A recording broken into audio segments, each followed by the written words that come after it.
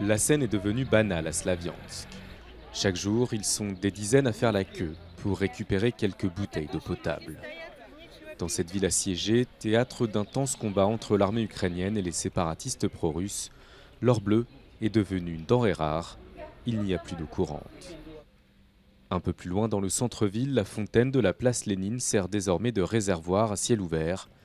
Les habitants en sont réduits à récupérer cette eau croupie pour leur hygiène et leur consommation.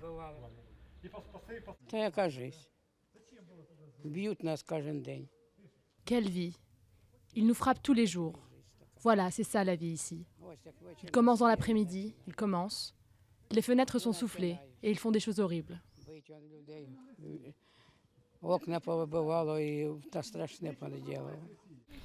Pas d'eau, pas d'électricité non plus, et plus de téléphone. Le seul restaurant encore ouvert dans cette ville de 110 000 habitants ne propose plus qu'une salade et de la viande cuite au gaz. Beaucoup d'habitants ont déjà fui. D'autres, faute de moyens ou d'endroits où se réfugier, n'ont pas eu cette chance et survivent comme ils peuvent. C'est une bonne chose qu'il y ait une rivière à côté où on peut aller se baigner et se laver. D'autres habitants n'ont pas cette chance, ils restent comme ils sont. J'ai peur. Je cours dans le sous-sol, oui, j'ai peur. Je cours dans le sous-sol quand ils bombardent et quand ils tirent. En plus des pénuries, certains habitants ont perdu leur appartement dans des bombardements. Gennady nous conduit dans un immeuble bombardé il y a quelques jours.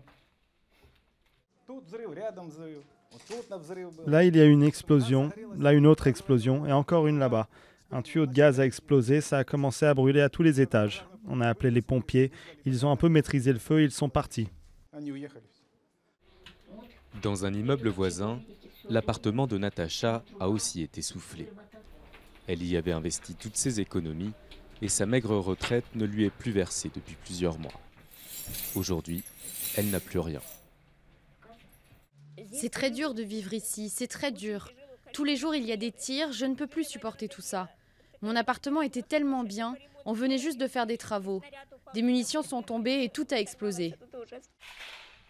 La situation humanitaire à Slaviansk est devenue catastrophique.